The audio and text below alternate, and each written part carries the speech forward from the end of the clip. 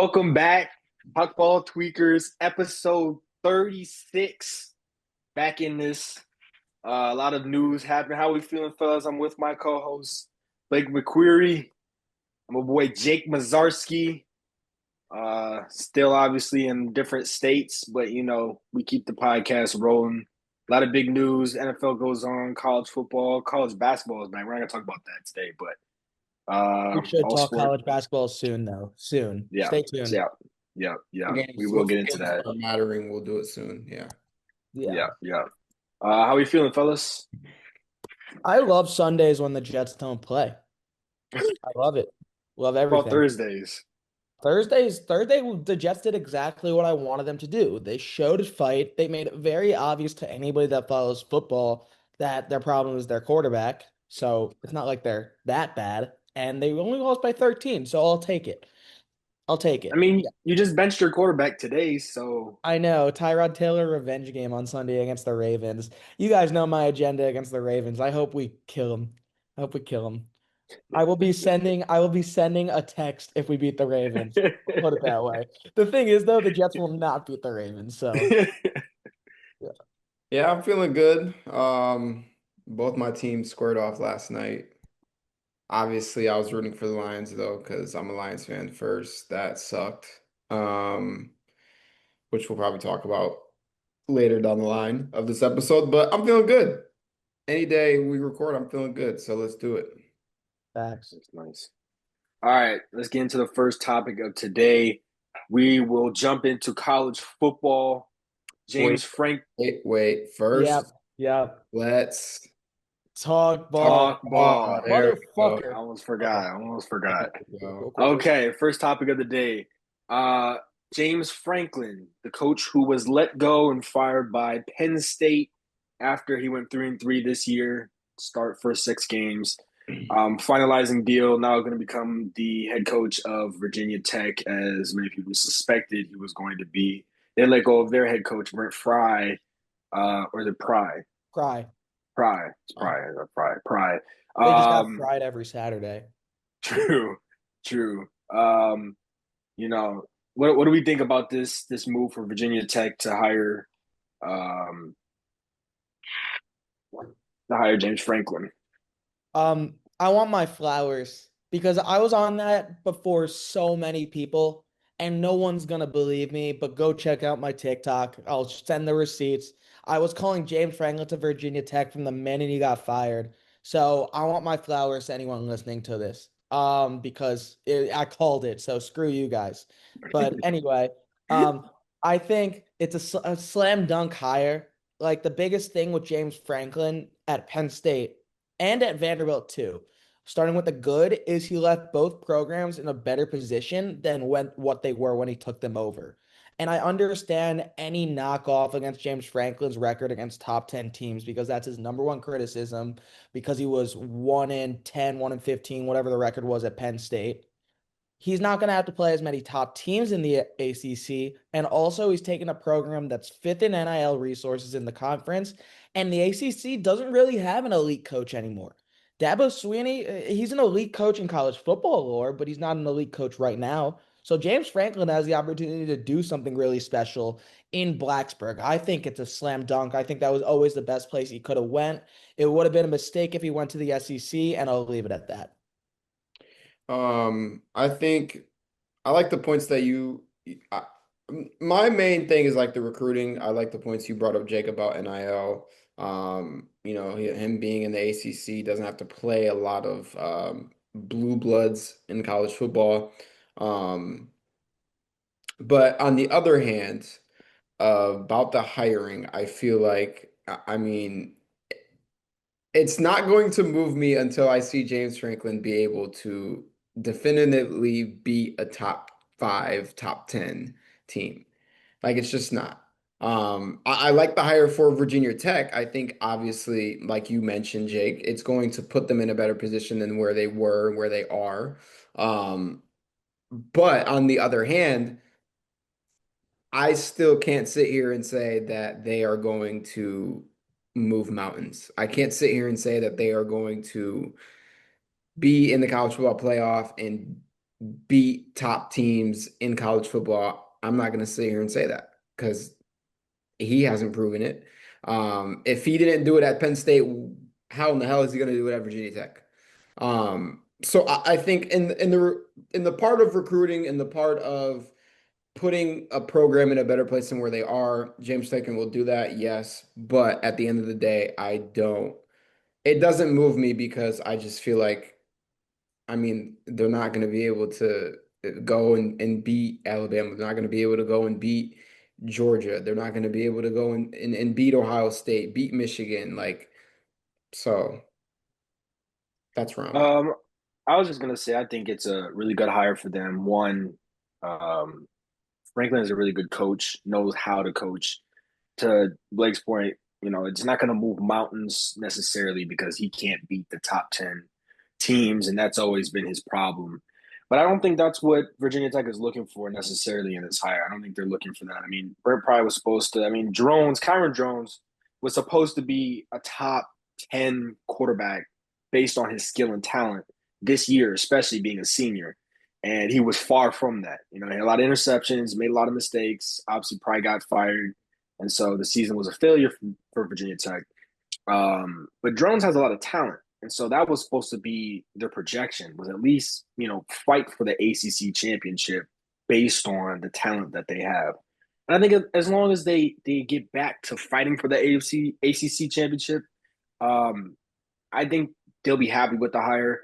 I saw something today. They were saying that Virginia Tech's gonna be licking their lips because they only have to face one top 10 opponent next year, as of in terms of top 10 opponents now projected the next year, only one. So they really only have to play within division to fight for that, and they don't have to. The one thing that's been plaguing James Franklin isn't going to have. He isn't gonna have to face his demons at least immediately. He's also a great recruiter. I think he can get a quarterback after Drones. He's very talented. He go to the transfer portal. So I don't hate the pick at all. Like I think that it gets. The problem was he was at an institution that required him to win those big games, and you're gonna have to face top 10 opponents if you're at Penn State or LSU or Bama or those big teams. Virginia Tech is still trying to figure out. I mean, the last time Virginia Tech was good was when we were kids when they played Michigan, and I vividly remember that game. And so Michigan lost that, didn't they? They did. Yeah, Pretty they sure. lost that game. And I remember that because, I was a kid and that was huge and I watched that game on TV. And so, just getting back to that, even, not that specifically, but, ACC championship game, playing for that. Because everyone in the ACC is, Yeah, yeah, look at this year. Literally, I was gonna yeah. say that. Not to cut you off too much, but like I agree with most of what you guys said. And I just want to clarify, I don't think this makes them a national championship contender until I see it. Let's get that really clear. Yeah. But with what the ACC is, he has a better chance at the championship game. He has a better chance of recruiting. Another huge thing from Franklin that I think a lot of people don't know is one of his best recruiting pipelines was the Mid-Atlantic, and now he's just so squarely in there. You look at the ACC, there's a lot of coaching uncertainty. I mean, look, I'm not going to say Dabo's going to get fired, but his future's a little uncertain. Brent Key I'll might be say it. leaving. Okay, cool. You'll say it I then. think he's going to get fired soon. Cool. So say Dabo gets fired. Say Brent Key takes on one of the better jobs. Say Dave Doeren and NC State stay where they are. I don't really see him as a threat. Who's the best coach in the ACC? Mario Cristobal, who hasn't made an ACC championship. And Franklin, like you said, the expectation at Penn State was to win the top 10 games. The expectation was to win the top 10 games because they won a top 10 game in 2016 and they became a top program. And so it's going to take time. I don't think it's going to take too much time. Like, if you want my bold prediction, if he does this the right way, which I have faith in what James Franklin does, and I could shit on him all I want if I wanted to. If he does it the right way, he'll be in the ACC championship within the next 3 years because of how not easy, but how quickly you could build a roster in college football and the conference he's in. This was the perfect thing for him because in the Big Ten, he's the fifth best coach, like highest behind Dan Lanning, Ryan Day, Sig, ACC or SEC. I mean, is he even a top 10, top seven? The ACC, you put him in there, he's going to build from the ground up. And he already has a strong recruiting pipeline there. So Absolutely. Yeah. I agree. Not really much else we could say there. I mean, so much of it's speculation until we actually see him win games. But it'll be cool. Enter Sandman. I'm sure College Game Day will be there. Yeah, no doubt. I mean, he's going to be a good coach for them. I think he'll steady the program, make them what they want to be once again. And like you said, I think the biggest thing for him is also recruiting. Like everyone that was at Penn State is going to now take a look at Virginia Tech. Everybody that might have thought of it is now all of a sudden going to have Virginia Tech in their top 10 because he's there and because he can turn a program around and because they know he can win games.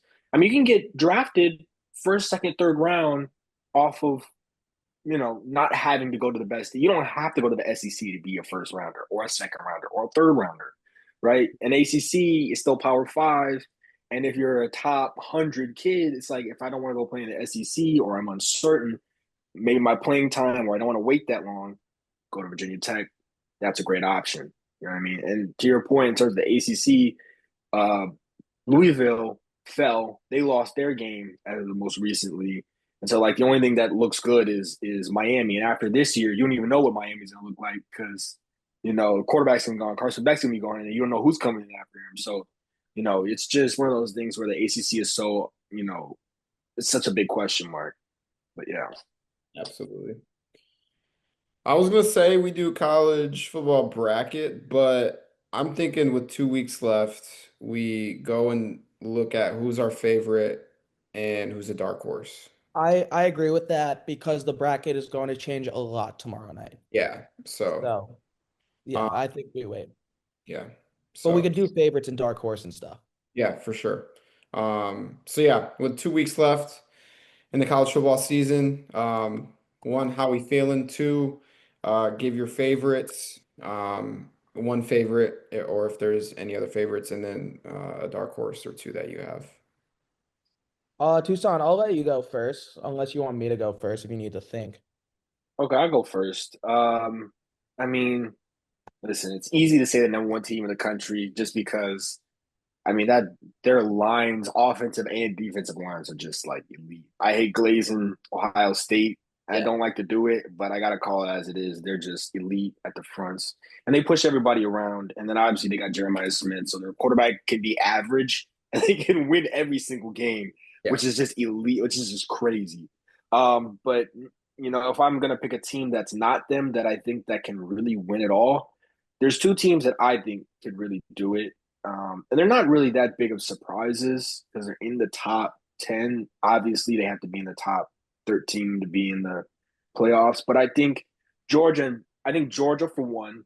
I thought earlier in the year when they lost to Alabama, it was kind of an eye opener. But then I'm like, most of these teams got to get one, right? If you're not Indiana or Ohio State, you're going to get one. And even Indiana almost gave one away to Penn State. So, that I understand. Bama is a really good school.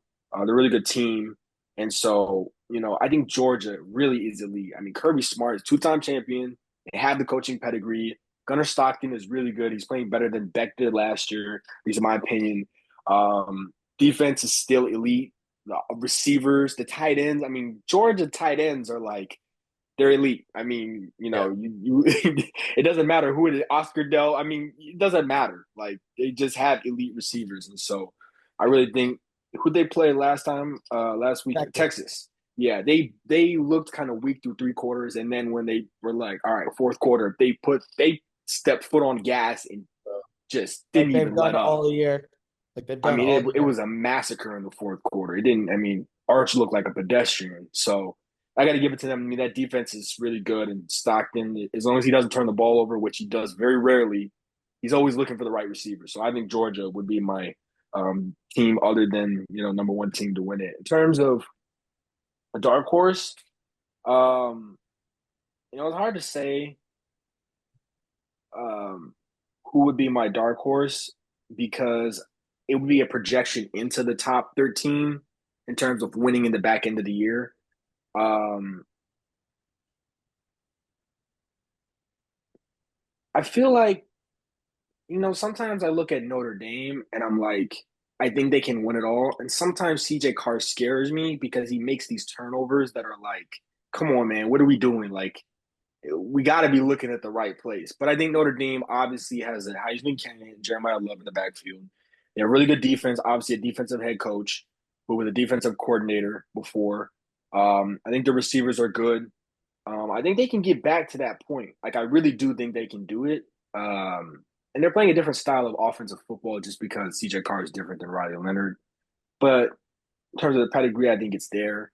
And my other dark horse would be, I think it's hard to reject this, but USC is so elite offensively. I think they can blow a lot of people out and they can win in shootouts, but their defense is just so bad sometimes. Like they really have bad defense. It's just they let up so many points. It's hard to give them that spot. But I really think that if their defense became just solid, like consistently solid, they could win it all. Miami was really good. They have really good receivers. I mean, Mekhi Lemon is, he's nasty. And yeah, so I think though, and Lincoln Riley's a quarterback whisperer. He's great offensively, great play caller. So Notre Dame 1, USC 2 in terms of my dark horses. I like those. I actually do. I don't mind the USC one, but I think that they're going to lose to Oregon this weekend, so they won't get in. But you're right about their offense and how good they are. If I go too long talking about this, please cut me off. But love the Georgia point you said. I've been saying for the entire year that Georgia would be considered the second best team in the country if Kirby Smart did not go for it on those 2 fourth downs in the red zone and didn't convert against Alabama. They'd be undefeated.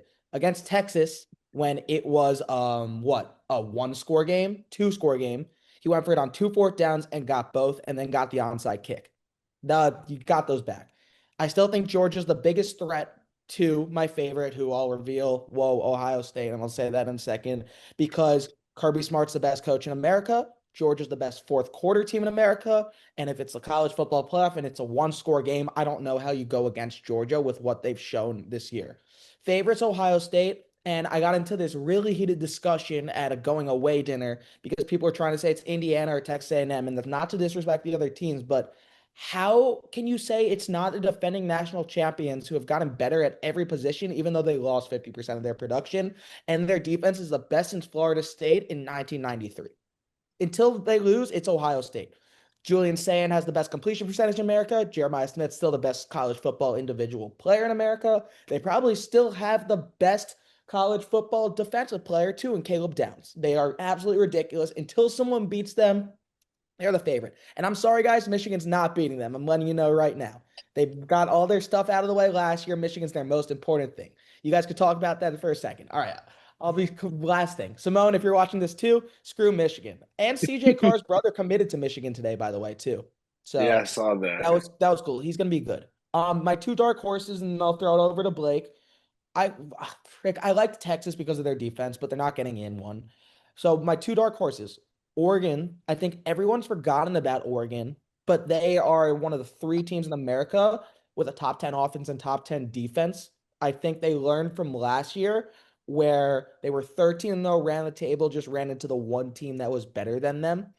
And now they're going to pretty much be that team that a lot of people are going to be afraid to play, especially if you're a top seed. So that's one. And then Oklahoma, because now they're going to get in, and that defense is the best in the SEC.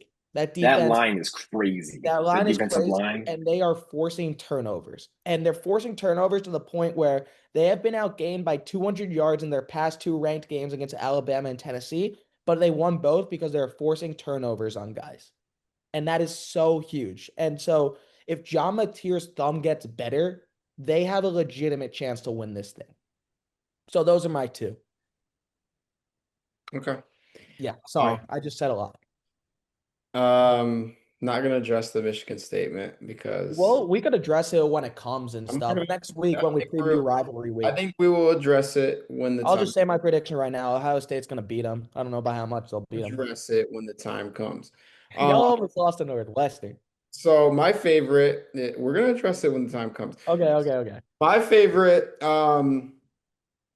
besides Ohio State, because I agree with everything that you guys said. Obviously, Ohio State. I mean, you can't knock them. They're the defending champions. They're reigning. They got better in every aspect. And you watch them play, bro. They haven't put, dude. The foot has not been on the pedal yet all year long. The foot has not been on the pedal. Not even close. They have not been at their full potential in any game yet because they haven't needed to be. And that's what's scary about them. Um, so as much as it pains me to say as a Michigan guy, Ohio State. Um, if I'm going to pick outside of Ohio State, I am going to go Indiana. I love everything about Kurt Cignetti. He absolutely does not back down from anybody. He is not afraid of anybody that they are playing. And he is not a coach that is going to sugarcoat anything. And that is what you need out of somebody who you are going to be under if you're going to win in college football, is you need a coach like Kirk Cignetti. He has them ready every single week, no matter who they are playing. That I think, quite frankly, they don't care who they're playing. Um, it's literally go and play great football, and that's what it is. Um, they're top 10 in both offense and defense. Their strength of schedule is, I think, third or fourth. So they're battle tested, and they're going to be battle tested when it comes playoff time because they're going to be in the Big Ten championship. Where they win or lose that, they're going to be battle tested. Um, and Mendoza is a Heisman candidate. I mean, Mendoza is going to be a Heisman finalist. He's the favorite right now. He Just will. putting that out there. Yeah, he should win it. We'll see. Obviously, it's still a little kind of early, but he's going to be in New York, absolutely. So to me, it's Indiana. And you look at obviously the past 2 years, Big Ten teams have won the national championship. Um, why not again? Why not again? So I'm gonna go Indiana outside of Ohio State. A dark horse that I really like is Texas Tech. I was really not a believer in Texas Tech a few weeks ago. I watched them play 2 straight weeks in a row, and they are a really good football team. They are a really good football team. I think once again that is another team who is top 10 in both offense and defense. They have a Heisman candidate who is probably going to be a finalist also, in Rodriguez. He scored a touchdown last week, which was cool to see in Wildcat. Um, so yeah, Texas Tech. I think once again, to me, like it really just comes down to who is battle tested when it's playoff time. Like who has been in the trenches, who has been playing good, valuable teams. Um, and Texas Tech is going to be one of them, one of those teams. Obviously, they're not going to be as battle tested as, Georgia, the Big Ten teams, SEC teams, whatever the case may be. But um, I mean, they're a really, really good football team. So I really like them. And I like Georgia Tech as well. I really like the Tech teams. I like Georgia Tech as well. I do. Haynes King is a dog, an He's a dog. absolute dog. He is Uh, a dog. he is a dog, and they have a His good wear and tear is at through the roof after every game. dude. Yeah.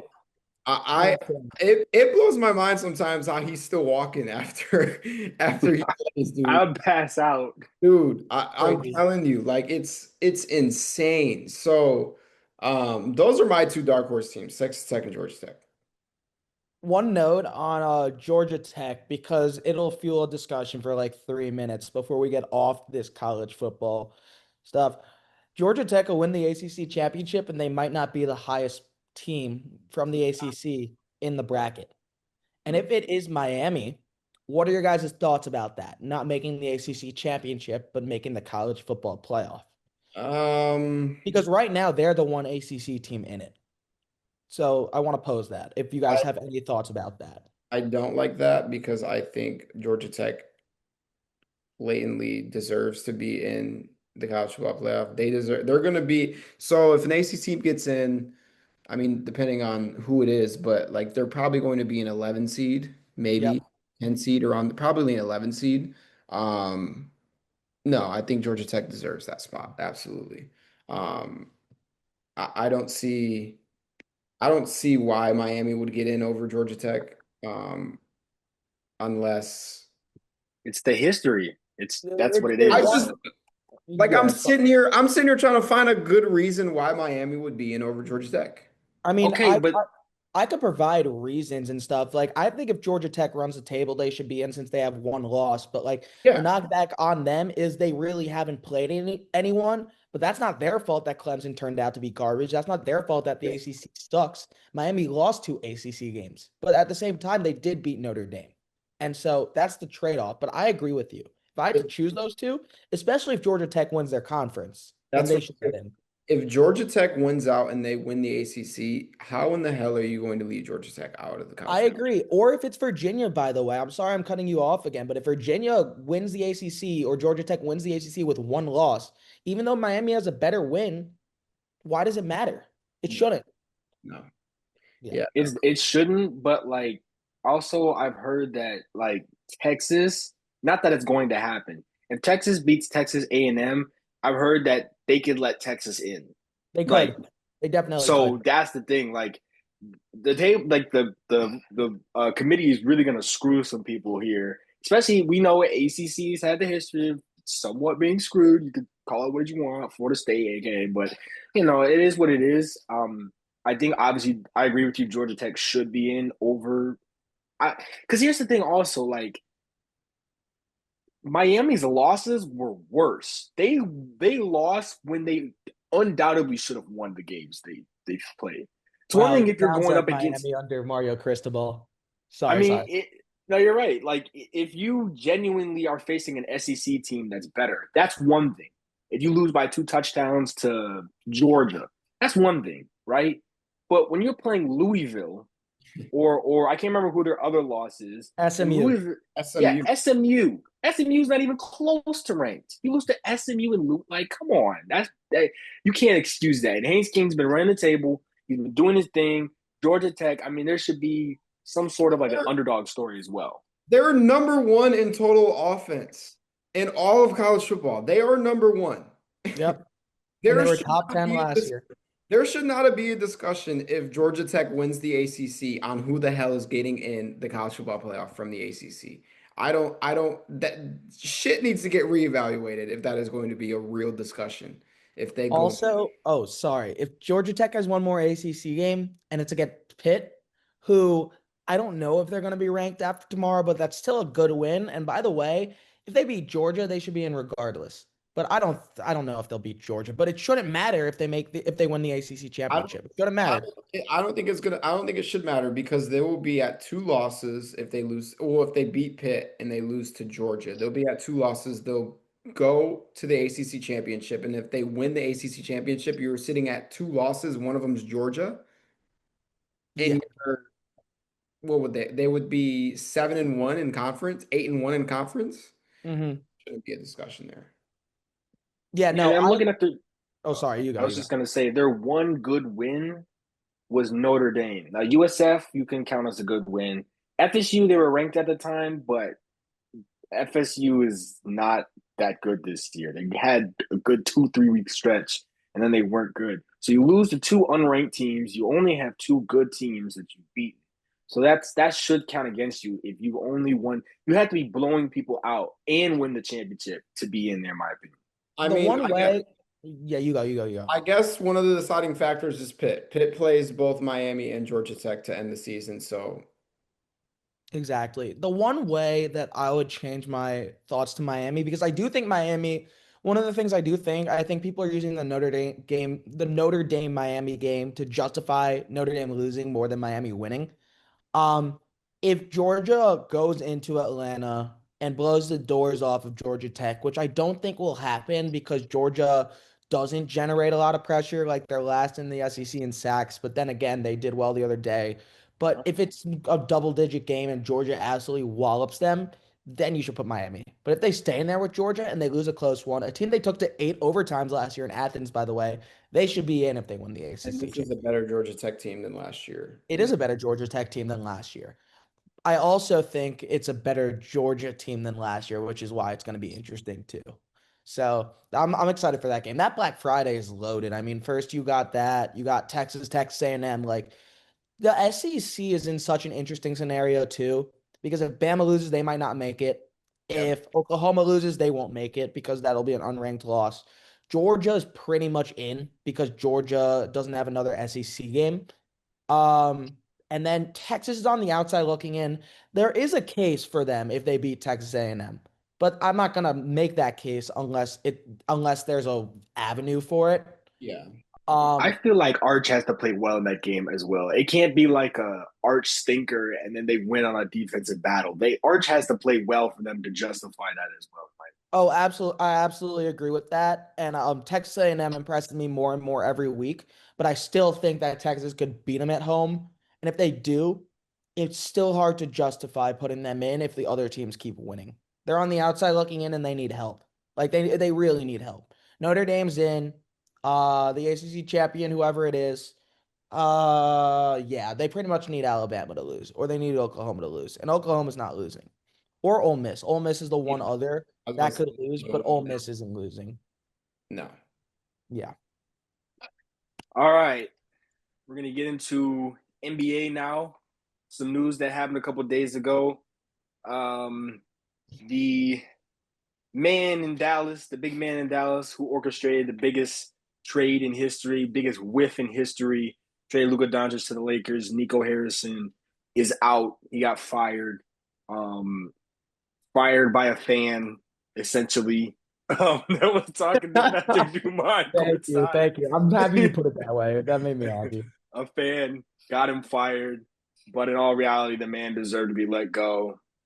Essentially trading Luka Doncic and then somehow mysteriously got the number one pick. I don't know how. Had the same odds to get the number 10 pick that the Bulls had. It ended up with the number one pick. Now Cooper Flag is not what he hoped he would be at 18 years old in this first couple of months in NBA action. How do we feel about this firing? I mean, we seen it coming. It was only a time. Like, the the shit was gonna happen at some point. There's no whether it was yesterday, today, down the line, April, like he was getting fired. Like Nico in Dallas was no longer. The shit once he Oh, got sent to LA packing, shit was over for Nico. It was only a matter of time. Did I watch the lottery? Oh wait, you weren't done. Finish it. Finish what you're saying. Oh, that's all I'm saying. I mean, that's literally like there's no surprise at Did I, all. he did should I be watch? blackballed.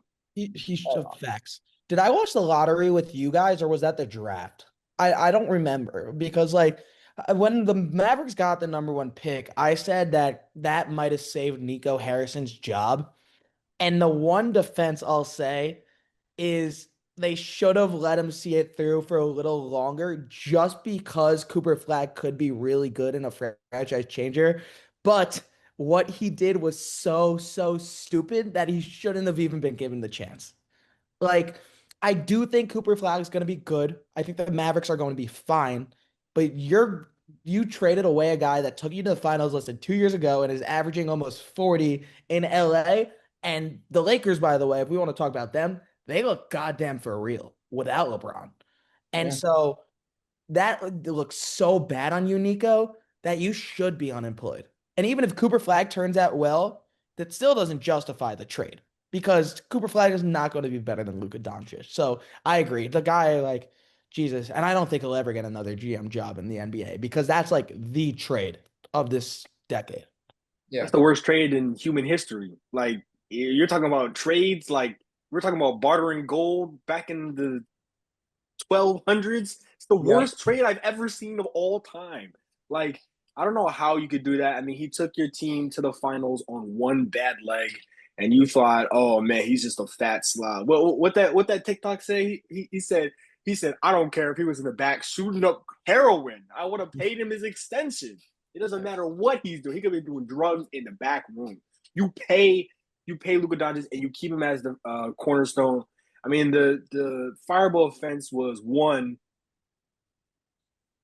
trading him in the middle of the night with no warning. That's what it did. If he had put out a presser and was like, listen, we're thinking about trading Luka Doncic, we're gonna field offers, everybody and their mother would have been calling him insane. They would have told him, you are crazy. It would have been on every show, it would have been on every network, every radio station, every newspaper, every website would have been like, Nico Harrison needs to go for the idea of getting rid of Luka Doncic. They would have said he's crazy, and then he would have rescinded it and said, okay, I can see the writing on the wall. It's not a good choice. But for him to go to a coffee shop and meet in secrecy with Rob Pelinka to do a deal overnight that nobody even thought could happen is ridiculous. And listen, I'm not a huge conspiracy theorist person. Like, I'm not a huge nut job. But what I can tell you, for one, is that why would you do it with the Lakers and only the Lakers and not include anybody else? I mean, a 1-for-1 deal. You didn't think to get draft picks. It was just the fact that you traded him. It was the fact you didn't even get draft picks. You didn't say, let me go get 2 firsts. Let me go get AD and 2 firsts, or AD and 2 firsts in a second, or something like that. You were just like, yeah, we're going to swap them for a 31-year-old who can't stay healthy. And the first game that Anthony Davis plays, he gets hurt. Like, the writing was on the wall. The Lakers were literally saying they wanted to get rid of AD because he was hurt all the time. And you thought, I got 2 centers. Let me get a third who gets hurt all the time. Like, I just don't get it. There's a reason why you don't have a job. There's a reason why people call you stupid, because that was stupid. Like, some things are just flat out dumb. It just doesn't make any sense. And when the trade happened and I came on here, the one thing I said was it's also on Patrick Dumont, because what the report said was that he came to Dumont, right? He obviously can't just trade the franchise cornerstone without the owner knowing. He went to the owner and said he made this whole presentation as to why they should trade Luka Doncic. Yeah, he This is literally what fronted this, everything, by the way. this is it's also on Patrick Dumont. If you are buying a team, you have to know the implications of trading certain players and not trading certain players. This is why my pet peeve is owners. If I bought the Dallas Mavericks and my GM told me I want to trade Luka Doncic, I would fire him on the spot. I would literally tell you, pack your bags. You're no longer with this organization. You might be smoking crack in the back room if you think you're trading Luka. So I don't understand because he was like, after the trade, he was like, well, we made the decision. And then now he's like, well, I failed the fans. No shit, you failed the fans. What'd you think? That it was okay to trade Luka and that it was okay to sign off on that? Like, who even thought to do that? I mean, this is why owners matter. Like, anybody in their right mind who knows sports would tell you not to trade Luka Doncic. It's like, unless you're treating him for LeBron in his prime, like, there's no explanation. Something down the line is going to come out of this where like news is going to break or a documentary is going to drop. And it's basically, I want to say that this is going to happen, that Nico Harrison got paid a lot of money to trade away Luka Doncic. I feel like that might happen, but also the brother is a loser. I mean, so I don't know if that's going to happen because quite frankly, the brother's just a loser. I mean, he failed Nike's pitch back in How do you 2013. do that? How do you even Steph do that? Curry. How do you fail a pitch at your Nike and you lose to Under Armour? And now Steph Curry's not even with Under Armour anymore? So how do you fail that pitch? First of all. Second of all, you let Jalen Brunson walk, which I knew in that time that was a dumbass mistake. You let Jalen Brunson walk. Now he's a box office star in New York for the Knicks. And then you trade away Luka Doncic. So I think the guy is like he's just a loser. He is. And I had seen a tweet. It was from Isaac Harris. Isaac Harris is a Mavs reporter, like podcaster guy. He said that his last conversation with Nico was on media day. And Isaac Harris asked Nico, why shouldn't you be fired? And Nico came up to him after and told him that was the most disrespectful question that he has ever been asked in his life. And they had a good back and forth about it, I guess. It ended with Nico basically telling Isaac Harris, only time will tell if I was right. Well, buddy, time has come. And you were very fucking wrong. Very wrong. Time has told. Yeah, So exactly. the Like, guy, the brother's a loser. He is. dude, he's the other thing is like I said he deserved time, but like that trade was so bad that you don't even deserve to get off the plane to Dallas or wherever you're going. Like that's just so awful. And like the Mavericks for years and years and years would be set up to be one of the best teams in the West with one of the best players of this generation. And now they just like suck. Like even if The they turn out good, they're not going to be as good as they could be with Luca. The other thing that you gotta also think about is like 10 years from now, if somebody watches this video, 10 years from now, if someone from 10 years from now is watching this video, I want you to know they didn't even have the number one pick. He traded him on the basis that someone out of their prime and is very injury prone was going to carry them to the finals, as if the Lakers didn't try that several years, year after year. They literally kept saying, Anthony Davis, take the torch from LeBron. And as year after year, as LeBron got older and he turned 40, he still wasn't doing it. And so they literally were already thinking about trading him. And your one response was, yeah, we want defense because defense wins championships. When you already have two centers that anchor the paint, you already have a front court that's elite defensively, and you have Kyrie Irving, and you think to trade the most, I mean, like, and Kyrie was hurt. Kyrie, and here's the thing Kyrie wasn't hurt yet, but you're asking an injury prone guard who's smaller than everybody else to burden the load. He inadvertently got Kyrie Irving injured. Kyrie can't play 40 minutes. As soon as they let go of Luka, they started forcing Kyrie to play 40 minutes. And then what happened? His knee gave out. It wasn't like he had a wrong turn or he slipped. His knee literally, like, his ACL literally tore because they couldn't take the minutes it was putting on his body. So, like, you inadvertently got your star point guard hurt, thinking you're going to have to play him more with Luka gone. AD comes in, he gets hurt the first game. You don't have the number one pick. Then somehow, I think it was an act of God himself that he gave you the number one pick. I'm so serious. There's no way you go from 10th best odds to number one and it just happens. Or, Adam Silver said, we'll just throw the Maverick fans. But I think they also overvalued what Cooper Flag can be. I like Cooper Flag. He's going to be great, but he's 18 years old. All right. Even LeBron James, as elite as he has been in his career, wasn't changing the Cavs organization the first year he played. He wasn't. Rookies don't impact winning because they don't know how to win. They don't know how to score buckets when it's necessary.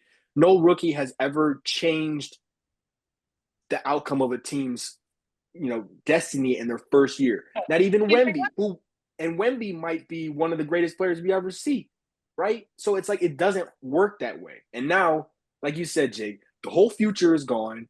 You have nothing. Kyrie is old, and he's coming back from an injury. He might not even play for the entire year. Your backup point guard, who you thought would have been something, was D'Angelo Russell. He's not doing jack shit. You got Derek Lively, who's been D'Angelo hurt. Russell. Who the hell thought he was? I mean, Derek Lively's hurt. Gafford, I think, is hurt. AD is hurt. You have nothing, and now you're what? You're like 3-9 or something like that. You just lost. They just lost to the Clippers, who are the oldest team in the league. Yeah, they got a bunch of unks on that team, and you just lost in double overtime. Everybody on that team is shooting under 30% from 3-point range. It's nasty work over there in Dallas. Klay Thompson. We didn't even talk about Klay. Bro, Klay Thompson looks like he done checked out. He looks like he's full-time Meg Thee Stallion boyfriend. He's done. Dude, he went there to play with Luka. Of course he's done. Yeah, he's checked out. He didn't want to play with Cooper Flag and Anthony Davis. Bro, Klay Thompson is making more headlines in a relationship than he is on the court right now. He went there to play with Luka Doncic, dog. That's why he went to Dallas. So I just feel really bad because, like, this is one of those moments that we're going to remember forever. Just looking at my phone at 11 o'clock at night thinking Shams got hacked. And then I just feel bad for Mavericks fans. Like, they had their next Dirk. They had the guy who was going to give them a ring. They had the next MVP, the next cornerstone. And then somehow he miraculously ends up in purple and gold. And he's going to be that way for the rest of his career. Yeah. Yeah. It's tragic work, man. Tragic work. He doesn't deserve any more of our time. No. He doesn't. But when Luka wins MVP, it's going to be the cherry on top because Luka's going to win MVP now that Wemby's hurt. So I'm just going to say that. I mean, you guys if he plays the 65 games, he's always hurt too. Yeah, that's the other thing. Oh my God, Cade's going to win MVP. Yes. We should talk about our Pistons. How about them Pistons, baby? Gosh. I've never been this happy as a Pistons fan. I was very wrong about them because I think I had them as a loser for our preseason thing, or are like 2 games in when we were talking about NBA 2 games in. I had them as my loser. I was very wrong. Very wrong. But I didn't see Dennis Jenkins coming out of nowhere playing like I mean, B-Ball Paul coming out with 24, exactly Dennis Paul Jenkins Reed stepping up. hooping. Javante Green's been a dog. Pistons are good. They're I good. They're real good Well, you basketball. weren't wrong. I mean, the first game they lost to the Bulls, and then it was just like they were like, "Oh, It wait a was minute, looking bad. It was looking yeah." really good. Those first few But it's games. also because Cade finally realized he was Cade Cunningham and started dropping 30 and 10 and 7, and then Duran been on one. Duran's been one of the best centers, and Yeah. Cade and Duran's elite chemistry has been very positive. And then look at the rest, like Dennis Jenkins. He was on the Iona team with Walter Clayton Jr. I Yeah. was like, where did he come from? He's a So Patino you guy. got Detroit's you got got a Patino guy. We're not. We're good. We're good. balling out. And then how about talk Here. about Duncan Robinson? Duncan Robinson, bro. I thought for a minute he was going to be a waste of a signing. Negative. He's been a positive. Our 3-point shooting has been terrible the last 2 years. He's a plus. He's really good. The dude's like 6'8", 6'9". People don't even know. Like my old high school coach roomed with him for a couple of years, and he came to like our basketball practice one time, and I thought he was like maybe 6'5". Bro, I stood up next to him, and I'm like, bro, you're like 6'9". I was like, what? You tall. You can shoot. He's tall. Tell you. All right, let's move on. I want to move on to NFL real quick before we get into Tweaker of the Week. So let's go NFL reactions from week 10, week 11. Yeah, week Um, 10. Was it week let's What? 11? oh, That let's was What? week 10. No, week it wasn't. It was It 11. was week 11. Hmm. um let's talk about Chiefs Broncos. Because you guys had a lot to say about the Denver Broncos last episode. Um, reactions. Denver walking off 22-19 win. Huge win for Denver. Yeah. Um, Both huge sides. win. Huge win. I mean, yeah, good for them. Like I'm not gonna go out and say I was wrong, but I thought the Chiefs were gonna beat them. What I will say though is that it doesn't matter till they do it in the playoffs because if they play the Chiefs in the playoffs, I'm still picking KC no matter where the game is. If the Chiefs make it. But I do think there's a scenario where the Chiefs slide in and then Mahomes takes a team on a run and it adds to his campaign as one of the best players of all time. Like I'm gonna give Denver their flowers because they looked good. The defense is elite. I think the rushing game needs to be figured out now that J.K. Dobbins is out. Bo Nix is fine. Um, it's just a question about whether they could do it against the Ravens, Bills, or Chiefs come playoff time. But what they are telling us is they are they should be considered big boys and they should be considered a contender because they're showing it. Yeah, I have to agree with you. Early in the season, I didn't think so, just because we've seen teams with a lot of one-score wins end up failing in the first or second round of the playoffs, and it just doesn't look sustainable. But due to the fact that their defense is elite, they didn't even have Patrick Surtain in that game, and they still were able to hold them to what 19 points, something like that. So defensively, they're elite. Bo Nix has had his demons throughout the season. Some games have been incomplete, and yet he's still been very clutch. I have to give him credit on that. And so yesterday he outplayed Mahomes. He did a better job of managing the game. He found the receivers when they needed to be. Last drive of the game, he gets him over on a 3rd and 15. He throws that pass to Franklin to set up the field goal.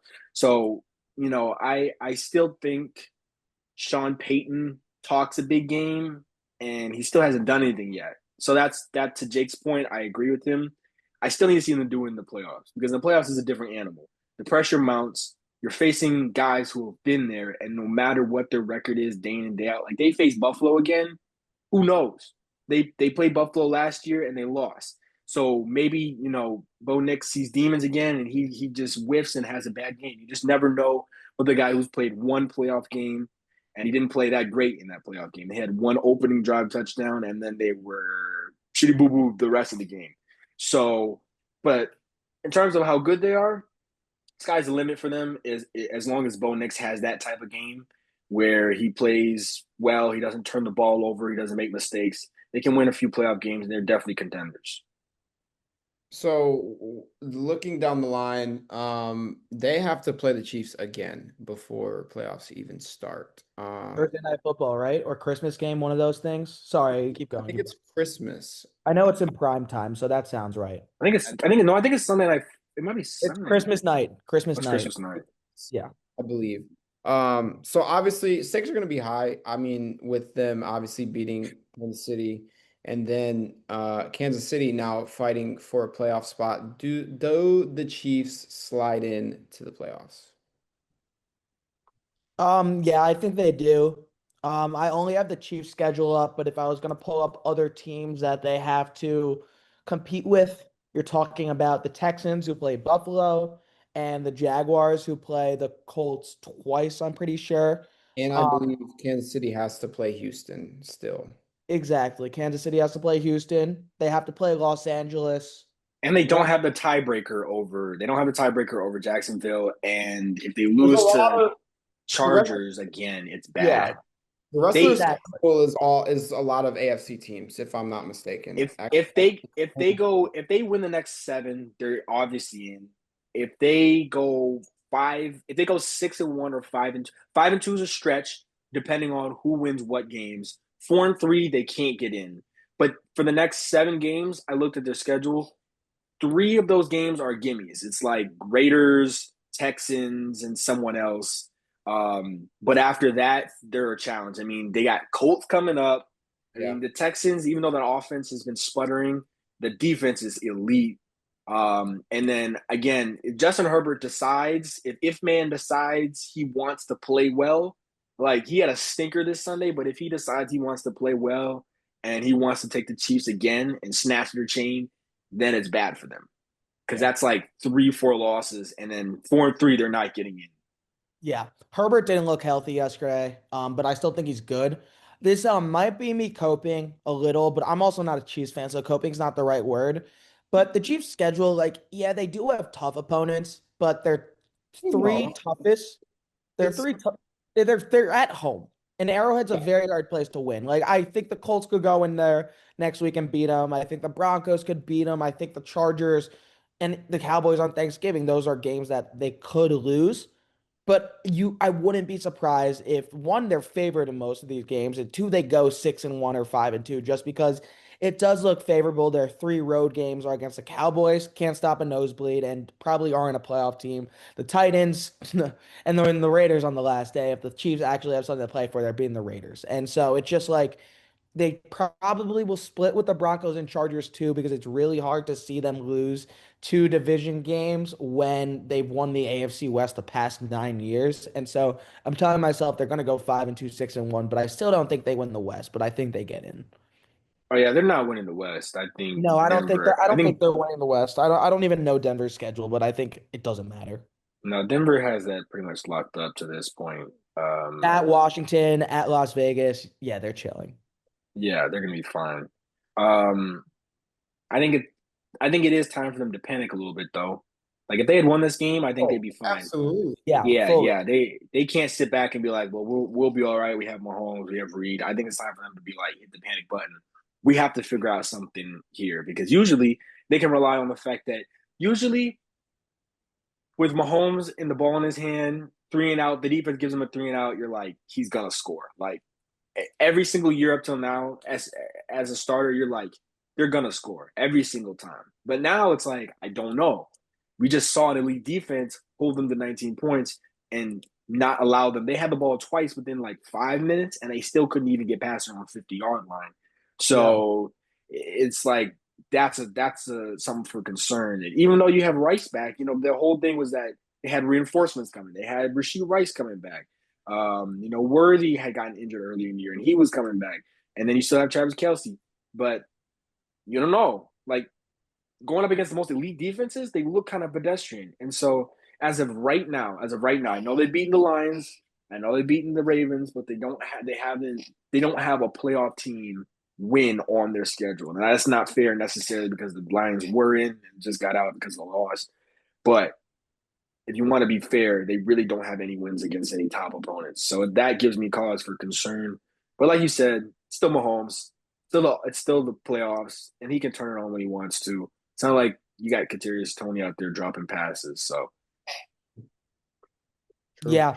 Yeah, no, I agree with that. I don't have anything else. The last thing I'm gonna say is like they could lose next week too. I'm gonna come on this podcast and say they're gonna make it, and if they make it, I'm gonna pick them just because of what the Chiefs have been. So maybe I need to let go and stuff, but like if they get in, they are the not as I don't want to use team to beat, but the home locker room is gonna be freaking shivering if they yeah, have to most face. dangerous team for sure. I'd say most dangerous. I like that. Yeah, that's what I like. So even if they're ass, even if they're 5-7 or something, whatever they are, I'll come on here and try to make myself believe. And that's not Yeah, because I'm a Chiefs fan.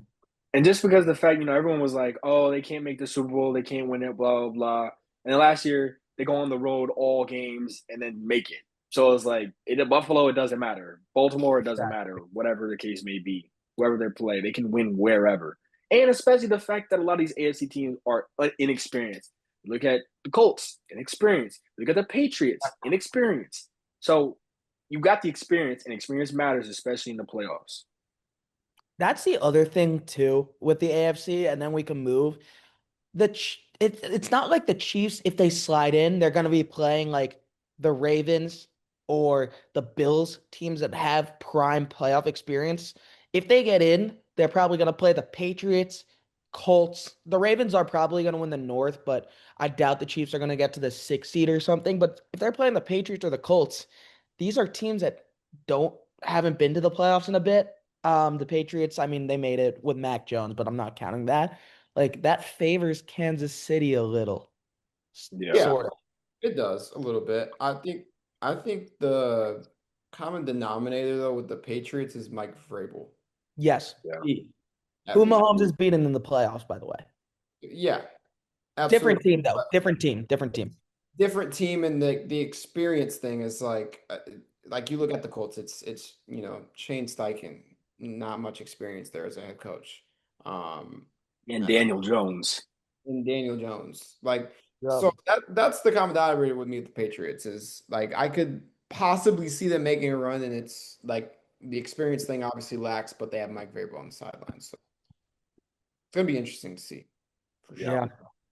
Do we Um, want to talk NFC playoff picture really fast before we do tweaker of the week? I'm not gonna go into the Lions and stuff. What I am gonna do though, because people are annoying me with this a lot. One, what do you guys think of the Rams Seahawks matchup? And two, the Chicago Bears are in first place in the NFC North. What is the Bears ceiling this year? Oh, we could start with either one, but I do want to talk a little NFC. okay, we'll go quick. I think the Yeah, two. yeah, yeah. Quick. I don't think the Bears deserve that much discussion. So, yeah. Um, you said what are the thoughts on the Rams and Rams Seahawks. And this Seahawks? isn't to bring up a Sam Darnold discussion at all. I swear it's not. I'm Yeah. not surprised. I mean, the Los Angeles Rams are a good football team who are a serious contender in the NFC. Um, so I mean, I'm not surprised at the performance aspect of it. I think Seattle's fine. I mean, it shouldn't. That game shouldn't be something that like, oh, Seattle can't make a run or Seattle's cooked or like they should panic about it. No, I mean Seattle's fine. They're perfectly fine. That was the Los Angeles Rams. Like that was Matthew Stafford, Devontae Adams, Puka Nacua, Kyron Williams. Like Yeah, they got exactly. first on defense, Byron Young. Like they're a very good football team. Sean McVay is one of the best coaches in the NFL. So I don't think it should be any I don't think there should be any discourse around Seattle in terms of that game. I mean, you can question are they going to be able to beat contenders? Um, but yeah, I mean, it was the Rams. Yeah, Uh, I agree with that, Toussaint. Sorry if you were gonna go. I don't know if Sam you. Darnold has to be better though. Yeah, fully. That's all. Fully. Sam Darnold Fully. has to be better. He has to be better, and maybe the Rams are his kryptonite because that's who beat him in the playoff game. Yeah. I still think he's a top quarterback in the NFL. We could put the MVP stuff to bed. Gosh, my agenda's gonna have to change. What impressed me about the Seahawks is they did not play well offensively, but they still had a chance to win the game. The Rams are a damn good football team. Their defense is getting better and better every week. I think it says more about the Rams than it does about the Seahawks, a lot more, because quarterbacks are allowed to have bad games. Like if you guys came on here and started blazing Darnold, I was gonna be like Jared Goff threw 5 interceptions in the game last season, you still won. So quarterbacks are allowed to have bad games. The Rams are an absolute wagon. They're a wagon, and I'm right now. I'm gonna not change it because like it's not fair to say it's a prediction, but like I said, the Packers were the dark horse to Philly or the biggest challenger. It's Philly and the Rams right now. Yeah, it's Philly and the Rams. And then Yeah, I like the Lions too. Don't get me wrong, but right now it's the Phillies and the Rams. yeah, no, I hold the same thing with everything you're saying. I think the Seahawks will be fine. I do question how they're gonna play against those top teams offensively when they get to the playoffs. Like you said, it might just be the Rams that is Sam Darnold's kryptonite. You never know. Um, 4 interceptions is 4 interceptions. There are quarterbacks, like you said, who have those kinds of games, and Sam will be fine in the regular season, and the team will still win all the rest of the games. I believe that was the only. I think that's the only game left they have that's like a real test, and so he'll be fine. Um, but I don't know if the Rams just unlock something when they play against Sam Darnold, or if that's they follow the recipe to making him fool. But it's one of those things that Sam's just got to be better at, and the Seahawks will be fine. So, yeah. Yeah. And then I'll throw out to my North fans. What's the ceiling for the Chicago Bears? I'm not. Uh, I'm not talking about the Bears. Fine. You don't need to. I'll say it very fast. And I'm not gonna crap on the Lions. I thought the Lions were just beat by a good football team yesterday. I still think the Lions win the NFC North. I think the ceiling for the Bears, it's the wild card round. I don't think they get a playoff win. But I do find it very impressive that they are finding ways to win after week after week, sorry. The drawback on that is the teams aren't very good. I don't think they'll be able to do that against the Lions if they're the 6th seed and they somehow don't win the North. Or looking at the NFC playoff picture right now, they play the Packers. Are you really picking the Bears to beat the Packers in the playoffs? Any NFL fan, are you going to look at me and say the Bears are going to beat the Packers? Any NFL fan from Chicago with the Packers history against the Bears? No. The Bears will make the playoffs. I think it's good, and I think that's exactly what they want to be this year in year one of Ben Johnson. And I don't think that's a disappointment at all. But I think they are not going to win a playoff game. And yeah, I don't even remember the last time the Bears won a playoff game, honestly. It's been a while. And that's coming from a Jets fan. But I mean, yeah, they're not winning a playoff game. I was going to say with the Bears, they still have to play the Eagles. They still have to play both the games against the Packers. The 49ers are 7-4 and still look good. That Browns defense is really good despite them not having a good offense, and then they still got to play us. So right there, that's 4 games that are really tough. Eagles, Packers twice, and then Lions, which is 3 division games and an absolute juggernaut. And the Niners were good. So that 4 games that are really tough to play, and then one that is like, you're still gonna have to, and that one's at San Francisco. So, like you said, they made it a streak. I mean, their streak has been against Washington, who they had a. Let's go back. Cowboys, who have a bad defense. Raiders, who are terrible. Washington, who you can say is a good win. They had Jaden. Saints, who are terrible. They lost to the Ravens, of course. And they lost the Ravens with Tyler Huntley. So Yes, they did. I also want to say before you continue, they lost to they beat the Commanders. Caleb did not play well in that game. They got bailed out by the 50-yard check down to Swift. Anyway, continue. Sorry. and they got bailed out because it was rain and Jaden Daniel mishandled a snap. But then you go Bengals, Giants, Vikings, and that's bad. Like that's not good. So you're talking about fourth quarter comebacks and game winning field goals against the Giants and some of these and a game winning touchdown against the Bengals who couldn't tackle a chair if it was sitting in front of them. So when you play some real teams, you're gonna figure some things out about Caleb real quickly. When you're trailing against bad teams, it's easy to score a game-winning field goal. When you're having to go up against a juggernaut or a top contender, that's when you really have to get your shit in order. Jet out. Yeah. All right. So we're gonna do tweak of the week, but also we don't give analysis on it just because stuff is so uncertain right now. Give me your Super Bowl pick too. Super Bowl pick is Eagles and Bills. Here, do your tweaker, and then we'll do it from like that. Okay. My trick of the week is Dan Campbell. Dan Campbell is a degenerate gambler who is in debt. That is Dan Campbell. He is a degenerate gambler in debt. Absolutely. That's literally you watch it, you watch Dan Campbell coach and call plays and make the decision on when to go for it and when to not go for it. It's literally the representation of a gambler who is in debt and he can't stop. The hotline, no, it's not existent in his head. Non-existent. They say call the hotline. Call the Need fucking help. hotline. It's getting ridiculous. It really is getting ridiculous. How many? We left what? 9 points? Yeah. 9 points off the board Yeah. last night? That's unacceptable. 0 for 5 on fourth down? What are we doing? What are you doing? Some of them were defendable. One was defendable. The one where we were like at the 5-yard line, I will say I would have gone for that one. The one previous to that one, I would have kicked it. That's fine. All the other ones, I'm sorry. Once you Yeah. go for 2, just stop it. Cut it out. Please. Please stop. Like I don't that was real. I don't even know how there wasn't anyone on the sideline begging him to stop. Like literally telling him to stop. Stop. Brad Holmes, call it in. Please call him or something. Like, please. Like it's ridiculous. So that's all I'm gonna say. Dan Campbell, absolutely.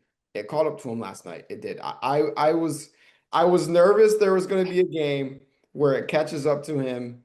And last night was the game. I'm glad it wasn't a playoff game, a super important game. I thought he would have learned in the 49ers game. Obviously, there were other issues in that game 2 years ago in the NFC Championship, but Bro, I tuned in to watch the Bucks game, and you know who I saw on that defense? Kindle Vildor. I almost threw my phone at my TV when I saw him jumping up and down and celebrating. I almost did it. I was this close. I was almost tweaker of the week. All right. Super Bowl picks. I'm gonna switch it up and go Rams because I think that offense is really good and they're gonna be able to beat that Philly defense, even though that Philly defense is elite. And for NFC, I'm gonna go. Oh, NFC is really tough because it really could be anybody. I feel like for lack of clarity, I want to say the Chiefs, but I don't really believe with them. I guess I'll say Bills. I just need to see Josh Allen turn the ball over less, but I'm gonna go Bills. I'm gonna go Bills as well. I think they finally do it, especially if the Chiefs are vulnerable when they don't get in. The Bills can really do it. So yeah, I'm gonna go Rams, Bills. Which would actually be a really good Super Bowl.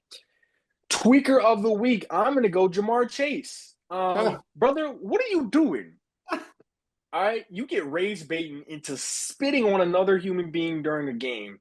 And then before anybody has any replays or zoom in camera shots of you spitting on Jalen Ramsey, you flat out say, no, I didn't spit on him. I did not do that.